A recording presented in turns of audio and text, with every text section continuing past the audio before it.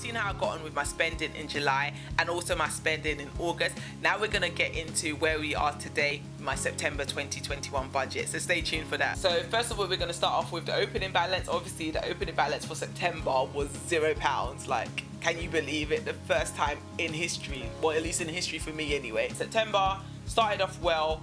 Started off on a balance of 0, which meant all our income earned for the month of August was able to be allocated for the month of September. Looking at oh Lord have mercy. So yeah, I don't even know what to say, guys, but it's not looking great, and we're only like not even halfway into the month, and groceries we've overspent big time. So our grocery budget, I even thought I was being generous by increasing it from 200 to 220, but we've already come close to spending that budget, and yeah, there's still quite a few days to go until the next budget starts. So it's not looking good. I'm just gonna have to find ways to get very creative with what we have at home, because in all fairness, we did a really big shop actually last week, and that's why we spent so much on food. Like, there was so many things that we were low on. I think because we didn't get to do the Costco shop a few weeks ago like we were supposed to do with that £150, because we didn't do that, it meant that a lot of things had run out, and rather than buying in bulk like we would usually do, we ended up having to buy it from Aldi. So I'm talking things like tissue, washing up liquid, like things that we wouldn't usually be buying from Aldi, we had to buy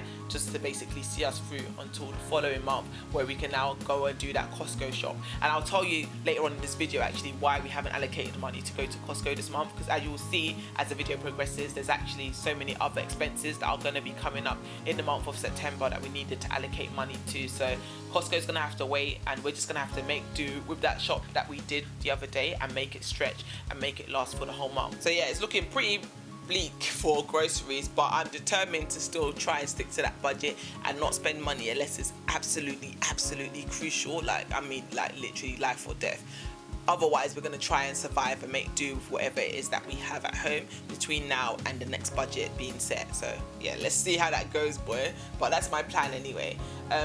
Takeaways, again, I don't even know what to say, guys, but the £100 budget that I thought again that I was being generous with is already pretty much maxed out, and yeah, we're not even halfway through the month, so it's looking a bit bleak for our grocery budget or our food budget for the month of September. But I'm going to do my utmost best to make sure I rein it back in and I still make the budget come in at 0 at the end of the month. So please pray for me, because Lord knows I'm going to need your prayers. Costco, yeah, we didn't allocate any money to it. Like I said, I'm going to let you know why we haven't done that for this month. But yeah, in the October budget, Costco is definitely going to be on there, because we need to stock up and replenish some of these things that have run out, so that we're not basically having to spend extra at the grocery store on these things that we would usually buy in bulk. So yeah, at the moment of our grocery budget, where we set £370, we've got £5.16 left. Wow, yeah, this is looking diabolical, to be honest. Toiletries, oh, that's why I missed that section, sorry. Toiletries, we went over by £12.47, so yeah, there's not much left in that food category at all. So I'm gonna have to do what I can to kind of find money elsewhere to kind of fix the situation. Moving on to home, and our mortgage obviously is £1,057.21 every single month, and overpayment you'll see is just £50, and that is really low for us. Like, that's the lowest overpayment we've made in a long time, and to be honest, I wasn't that happy about doing that, but at the same time, there's so many other things that we need to prioritize this month. So unfortunately, that is the best that we could do, and at the end of the day, what can you do? You can only work with what you have, and that's what we've done, and £50 is the overpayment for this month. Council tax, £132. That was a mistake. I should have put 140. That's why that's gone over, because it is actually £140 for the month. I think I must have been rushing when I created this budget, because yeah, I know how much the council tax is. It's £140, so that was an overspend. Moving on, we have water, utilities and gas, and that is pretty much the same every single month, so £160.15. So electricity and gas has been topped up. The only thing that hasn't been paid yet is our water bill for the month. Moving on to giving, that is something that we like to keep private, so that's why it's all blacked out at the moment. But moving on to the next category, we have subscriptions and TV license. That's £13.37. I feel like the price must have gone down, because this is the same price we paid last month as well, so I'm not mad at that if they've reduced the cost of TV license. I don't know if that is the case though. I don't know why that is, but it is a few pennies less for some reason. Moving on to mobile phone contracts, and those have been paid, so my husband's bill and my bill has come out. No, it hasn't come out. Sorry, I'm looking at the numbers wrong. Those bills haven't come out yet. The internet is £28. So I don't know why it was £33 this month. Actually, I'm gonna have to find out from my husband. But yeah, internet has gone over by £5, and then Canva, that hasn't come out just yet. Moving on to petrol, and we have budgeted £80 for petrol. Now that things have kind of calmed down and we're back at home, the kids have gone back to school, we're kind of back to normal routine. There's no more summer holidays and no more vacationing that's going to be taking place for the month of September at least. So in theory, we shouldn't need to drive that car that much and spend that much on petrol. I've budgeted 80, which is £10 more than we usually budget, but I don't think we'll need to spend it. Fingers crossed, because I'm going to need any money that I can claw back from any other category in this budget. So hopefully we spend like £50 on petrol, in which case that £30 can kind of offset some of the other costs where we can see that we're likely to overspend. So let's see how that goes. Parking, we budgeted £4. Again, I don't think I'm going to make it to the market this month, in which case we won't actually need to pay for parking. So hopefully I can save that £4 too, which I'm going to need. Guys, look at fun and entertainment, and can you just give me a thumbs up because you feel sorry for me, because as you can see, adult 1 and adult 2 are having zero fun in the month of September, as in like I didn't allocate a penny to fun money for myself and for my husband. And that is something that I was preaching about like literally a few videos ago, saying the importance of allocating money for fun. But I think it's actually also important to make sacrifices too, and on this occasion and just for this month only, I'm prepared to make that sacrifice for the sake of the other things that we need to pay for, which I'll be talking about later on in this video. So yes, it is really sad. Like, I'm probably going to feel it the most, to be fair, because I'm the one that likes to spend money more than my husband. It's going to be a challenge the month of September, having no disposable income for myself to spend on things. I mean, I can maybe rob the kids if I really get desperate, but hopefully I won't need to succumb to that and I'll be stealing money from the children. Hopefully I can just kind of manage what I have at home and just make do for the month. Like, I've got my hair done, I've done the things that I need to do, so hopefully I should be okay, like, for the month without having to spend the money.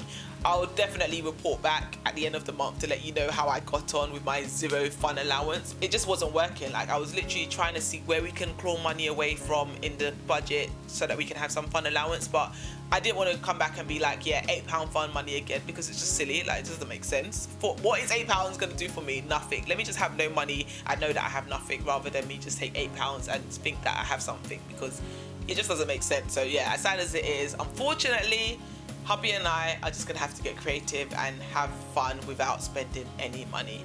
So that is the sad news of this budget. Unfortunately, no fun allowance for me and my husband. But what you can see is that child 1, who is my eldest child, he's got a £200 fun allowance. Now, why has he got so much fun allowance? It's because it's his birthday month, so he's actually going to be turning 6 this month. No, shame.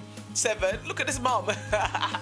Don't know how old my own child is. No, he's going to be turning 7 this month. And what I was supposed to do, if I was more organised, which I'm working towards and I'm working on, is kind of planned ahead for this birthday, because I mean, it wasn't a surprise. I knew his birthday was coming. He was always going to turn 7, God willing. I hadn't planned for it and prepared for it and saved the money in the sinking fund like I was supposed to. I created the sinking fund, but I didn't deposit the money into it for him for his birthday, which meant that now his birthday's come around, I need to basically do his birthday celebration. So that £200 allocation is his fun allowance for the month, plus his birthday gifts and his birthday celebration. Luckily, he said he don't want to party, which makes my life so much more easier, because I was like, oh, don't you want to have your friends around? He's like, no, he just wants 1 or 2 people to celebrate with him.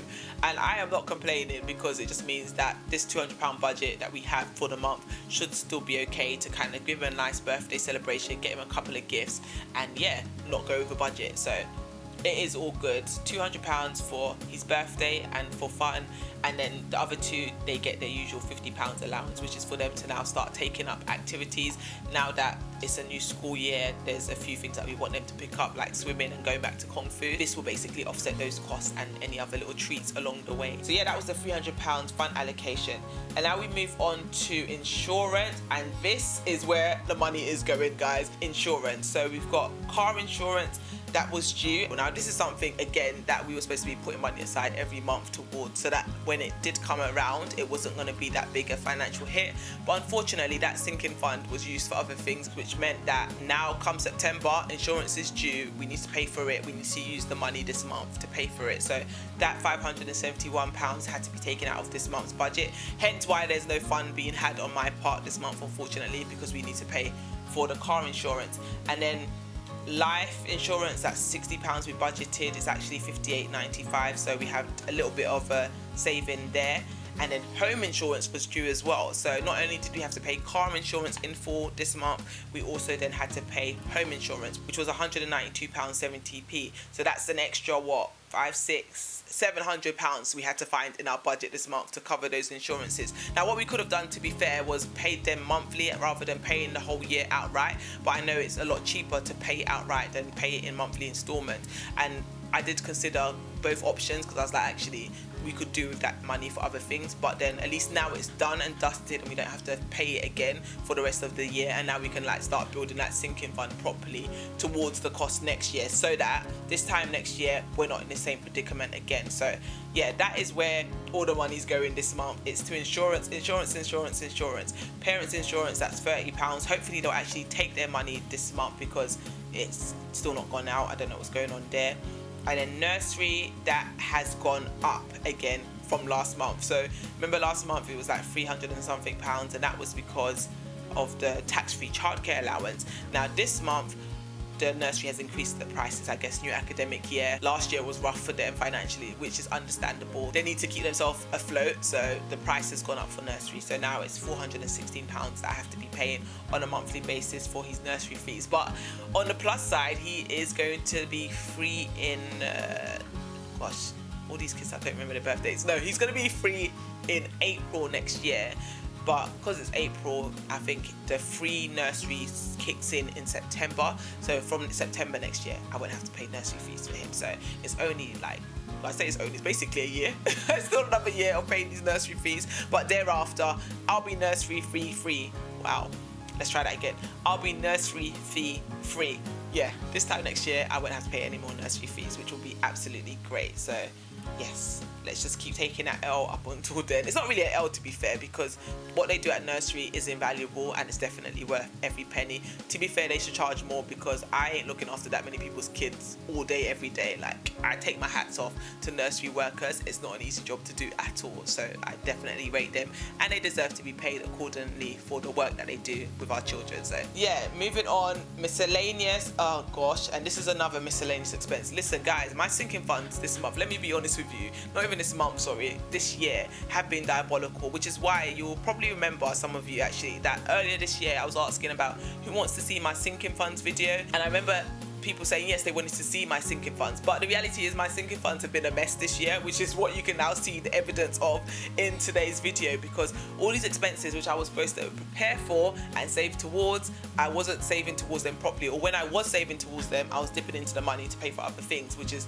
kind of counterproductive, as you can kind of see from what's going on with my numbers this month. But that £150 for kids' expenses was actually school uniform for the children. They're all going back to school in September and they all need new uniforms, so I had to basically find money in the budget to pay for their uniforms. Now, to be fair, the younger two, they could manage their uniforms in theory, but I don't know why. I'm just a sucker for the brand new uniform on the first day of school, so I wanted to make sure they at least had those new uniforms for the first day, and then they can kind of wear their old stuff as well. But then my eldest one, now his uniform had to go in the bin. Like, there was no saving that, there was no trying to manage it. In fact, towards the end of the last academic year, he was pretty much managing that uniform, so there was no way he was going to school this year in those clothes. So I had to get him all new everything, literally. But I can't even complain, to be honest, because £150 for 3 children's school uniform is probably quite cheap in comparison to the prices I know I'm going to be paying when they start going to secondary school. I've heard some crazy stories about blazers costing over £100 alone. So yeah, I need to start saving towards that from now, to be fair, because yeah, I'm in for an expensive trip. And then moving on, we have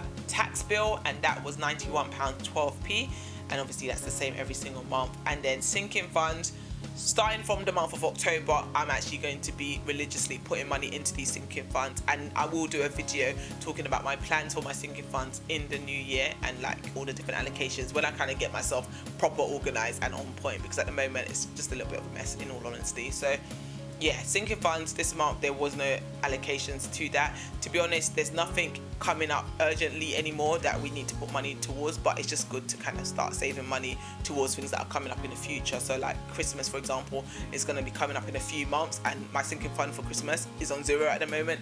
I need to start putting money towards that. So October, November and December, I will be putting money towards Christmas, so that it's not all coming out of the December budget. That's the plan anyway, and that's what I'm going to try and stick to. So yeah, watch this space, and you can kind of subscribe to my channel if you haven't subscribed actually, and see how this journey unfolds as the months progress and we get closer to Christmas. Yeah, I'm definitely going to talk more about sinking funds in future videos and kind of show you guys all the sinking funds that I have, and when I start putting money in them, show you how much money I'm putting in them too. But yeah, for now, sinking funds in the month of September are on 0, but like I said, October we'll be bringing them back. An emergency fund, we added £100 to it this month as well. And then just finally investing, we only put £106.80 into the main investing account, and we didn't put anything into the children's one, unfortunately. So yeah, account balance was on 1p, and we're currently at 1,500 left to spend, just under 1,600 in fact, left to spend of that budget for the rest of the month. It's not going to be an easy month, I can't even lie to you. Like, we're not even halfway through and a lot of money has been spent, so I'm gonna have to be very disciplined and just kind of rein it back in. Hopefully I can kind of find ways to save money in other areas. So like my son's birthday, hopefully I can find some good deals on like Spock and stuff, rather than going to Argos, which is what I usually do on Amazon. I'm going to try and see if I can shop around and get him better presents, but at a discounted price, so then hopefully I can kind of free up some money there. But yeah, we'll see how things go. I'll definitely update you guys, and I'll share exactly how my budget went at the end of the month and do a recap. I probably won't do a mid-month check-in now, just because this video is coming out quite close to the middle of the month anyway. So I guess you can kind of see this as a budget walkthrough slash recap video anyway, but I'll definitely do a proper budget update for you guys soon. That was a lot to get through, right? But we got there in the end, and we're now up to date. So you've seen my July budget, you've seen my August budget, and now you've seen exactly where we are in September. So we're pretty much back on track now, so it's just onwards and upwards from here. So it's just a case of me giving you guys regular updates again on a monthly basis, and then the mid-month check-ins like we were doing before. All of that's going to be basically back to normal moving forward from today. So this was quite a long video, but there was a lot to update you guys on, but I'm glad we finally got there in the end. So one thing I forgot to mention actually, and I always forget in these budget videos, is to tell you guys that the budget tracker, which you saw at the beginning of the video, or should I say throughout the video that I was talking through, is actually available for sale on my website and on my Etsy store. So if you don't have a budget template in which you're currently using and you want to use the same one that I'm using, then definitely feel free to grab yourself a copy. And if you do grab a copy, let me know, and let me know how it's helping you with the management of your finances on a monthly basis. But yeah, just wanted to throw that in there in case there's anybody that needs a budget template.